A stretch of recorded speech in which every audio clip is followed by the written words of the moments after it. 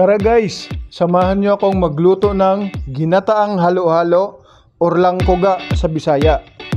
Glutinous, malagkit rice lang po yan guys at tubig sa paggawa po ng bilo-bilo. Mas maraming bilo-bilo na magawa, mas masaya at mas masarap. Mas maraming gata sa ginataang bilo-bilo, mas creamy, mas masarap, lalo na yung malapot-lapot ang ating ginataan. Guys, at importante rin po guys, yan yung mga sahog na ilalagay natin sa ginataang bilo-bilo. So yan guys, ang ilalagay na po na pinakulaan lang po natin yung malagkit na kalahating cup.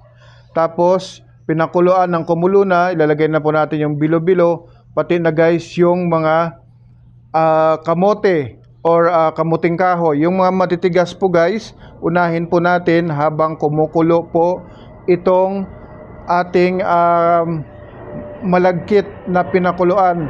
So ayan guys, at halu-haluin lang. Ilagay na po ya guys yung gata.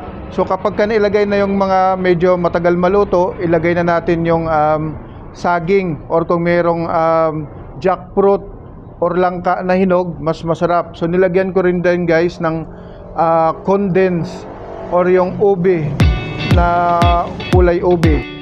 Condensed na kulay ube. Ayan guys, at medyo malapot na siya. Kung nailagay nyo na guys lahat ng mga sangkap, ay timplan na po natin ng sugar. Tapos ilagay na rin po natin yung gata. Paghalu-haluin lang yan guys. So kung kulang yung condensed na ube, ay lalagyan po natin ng brown sugar. Mas marap po guys kung may brown sugar na pandagdag na lang po yan guys kung medyo kulang sa tamis. So ayan, at mas malapot dahil guys marami tayong nilagay na gata ng niyog. So paghalo-haloin natin guys para po hindi po dumikit sa kaldero. Ayan. So may ang sago, nakikita natin guys, yung sago, kamuting kahoy, kamote, mas masarap din yan kung may langka or buko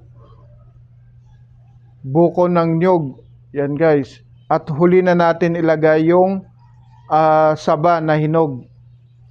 Itong langkoga guys ay paborito ko ito mula nung nasa probinsya pa ako. At hindi ko to makakalimutan dahil masarap. Kahit nandito na po guys sa Manila, hindi ko to makakalimutan dahil masarap ang langkoga.